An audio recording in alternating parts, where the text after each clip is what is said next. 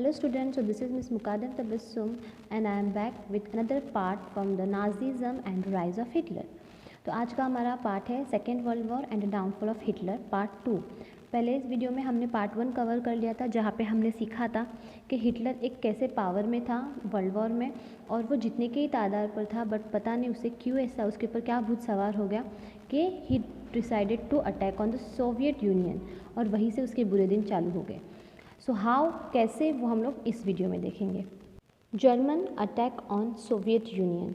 अब जर्मन है वो पहले से ही वो पोलैंड के ऊपर कब्ज़ा करने की कोशिश किया, उसने फ्रांस के ऊपर किया एंड वो बहुत अच्छे से पावर में था, but at last for more territory, for more space living, उसने क्या किया, उसने सोवियत यूनियन के ऊपर भी हमला करने का डिसाइड किया एंड वहाँ पे उसकी बहुत बड़ी गलती होगी, वहाँ पे एक हिस्टोरिक ब्लंडर क्रिएट हुआ and now German is doing war on 2 fronts. अब वो जो वॉर चल रहा है जर्मन का, वो 2 फ्रंट पे चल रहा है ना। व्हाट इज़ 2 फ्रंट, मैं आपको वो पहले क्लियर कर देती हूँ कि 2 फ्रंट मतलब क्या।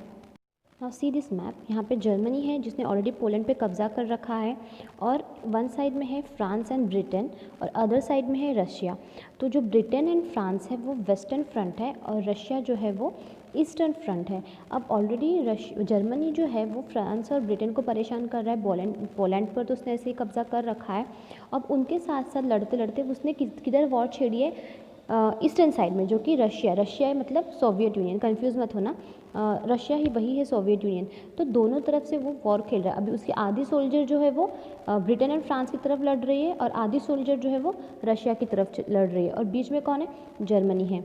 तो जहाँ पे सिर्फ वो एक वॉर चल रहा था पहला, जो फ्रांस और ब्रिटेन के बीच था, तब तक जर्मनी बहुत स्ट्रांग था, पावरफुल था, दैट मीन्स। लेकिन अब जर्मनी, मतलब अब हिटलर ने क्या किया है, सोवियत यूनियन की तरफ, मतलब रशिया की तरफ वॉर छेड़ दिया है। तो यहाँ पे अब जर्मनी को थोड़ा प्रॉब्लम होने वाला है, क्योंकि अब जो सोल्जर्स है जर्मनी के वो दोनों तरफ बढ़ गए हैं। तो अब आगे क्या होगा वो हम लोग एक थोड़ा सा आगे का एक मैप देते हैं, उसमें आपको समझ में आएगा। तो यहाँ देखो, जो रेड पोर्शन है वो सोवियत यूनियन है, जहाँ पे जर्मनी ने वॉर स्टार्ट किया है। और ये जो एक मैप है, इसमें आपको मैं बता दूँ, जैसे एक कबड्डी गेम होता है जहाँ पे हम लोग रेड डालते हैं और हम लोग किसी उसको जो रेड डालते हैं उसे लाइन पे नहीं पकड़ते, उसे हम लोग बोलते आने दो, इसे अंदर आने दो, जब ये अंदर आएगा तो हम लोग उसे पकड़ लेंगे।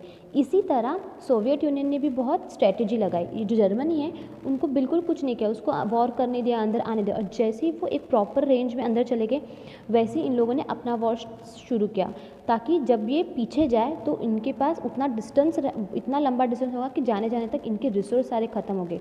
तो पहले जर्मनी को अंदर आने दिया, बहुत अंदर आने दिया, और फिर इन लोगों ने क्या किया, जो लेनिनग्राड है, मॉस्को है या स्टालिनग्राड है, इसने फिर अटैक किया। पहले स्टालिनग्राड ने अटैक किया, फिर वो लोग डर के मारे पीछे भाग रहे थे, तो उतना डिस्टेंस था कि उनके वहाँ पर रिसोर्सेज ख़त्म हुए।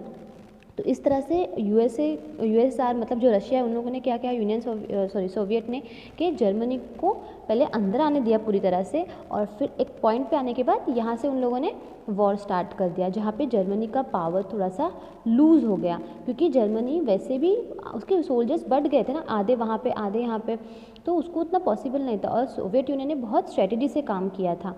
तो इस तरह से थोड़ा सा आपको मैप में समझा दी, आई होप आपको समझ में आया होगा। We will back to our slide. So this is the 2 fronts. On western front there was aerial bombing by British and on eastern front full fight with Soviet Red Army.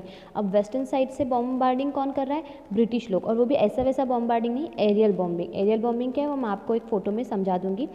और eastern front full fight with Soviet red union, और eastern side में पूरी तरह से fight किसके साथ चल रही है, सोवियत रेड आर्मी, जिन्होंने बहुत बुरी तरह से उनके ऊपर वॉर किया है अगेन।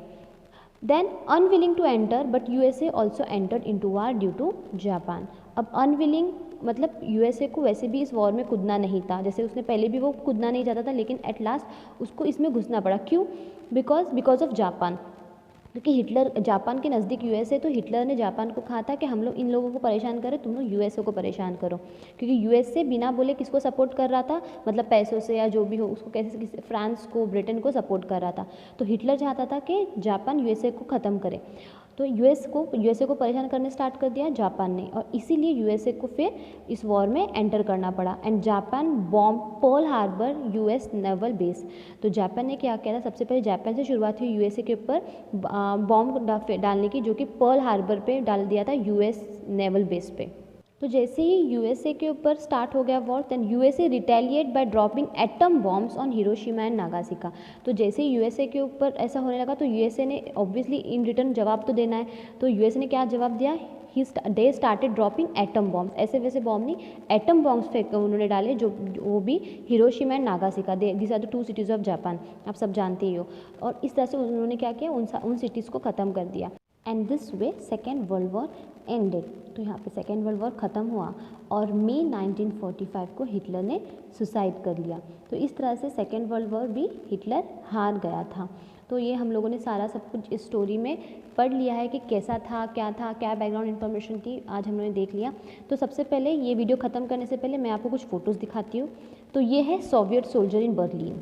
जो सोवियत सोल्जर हैं उन लोगों ने जर्मनी को बुरी तरह से हराया, उनके इलाके में आए इसलिए, और उल्टा क्या किया, उनके यहाँ पे जाके, ये जो बिल्डिंग है दिख रही है आपको, ये रिचस्टैग है, यहाँ पे जाके अपना फ्लैग उन्होंने लहराया, Soviet soldier in Berlin. Berlin कहाँ पे, जर्मन का पार्लियामेंट है बर्लिन में, तो वहाँ पे जाके इन लोगों ने अपना झंडा गाड़ दिया। तो इस तरह से सोवियत यूनियन ने बहुत बुरी तरह से जर्मनी को हराया था। Next is destruction of Pearl Harbor. मैंने कहा था ना पर्ल हार्बर, मतलब पर्ल हार्बर पे उन लोगों ने बॉम्ब फेंका एंड वहाँ पे फिर डिस्ट्रक्शन कर दिया था यूएस नेवल बेस का, तो ये उसका पिक्चर है। After this next is aerial bombing by Britain. जो ब्रिटेन है एरियल बॉम्बिंग कर रहा था जर्मनी पे, वो कैसे, देखो आप लोग को दिख रहा है ना ऊपर जो एरोप्लेन है, तो उसके ऊपर से एरियल बॉम्बिंग कहा जाता है, ऊपर से बॉम्ब फेंके जा रहे थे बस जर्मनी के ऊपर। नेक्स्ट इज़ एटम बॉम्ब जो ड्रॉप किए गए थे हिरोशिमा और नागासाकी पे। तो इस तरह से यूएसए ने बॉम्ब फेंका था हिरोशिमा और नागासाकी पे, और ये इस तरह से बहुत बड़ा वहाँ पे बॉम्बार्डिंग हुआ था। Next is war at Stalingrad. तो जर्मनी ने जब सोवियत यूनियन की तरफ वॉर शुरू किया था, तब जो सोवियत यूनियन ने पहले उनको अंदर आने दिया, उसके बाद अंदर आने के बाद फिर स्टैलिनग्रेड ने अपने तरफ से उनके यहाँ से वॉर स्टार्ट कर दिया। ये तब की इमेज है कि ये स्टैलिनग्रेड ने फिर उनके ऊपर वॉर छेड़ दिया था। That is the photo. तो ये मैंने आपको फ़ोटो दिखाकर आपको ये पूरा समझाई हूँ कि क्या कैसा इसने कैसे किया था। सो आई होप आपको समझ में आया होगा। And if you like this video please press the like button and subscribe, channel नहीं किया है तो सब्सक्राइब करो my dear students, and thank you so much.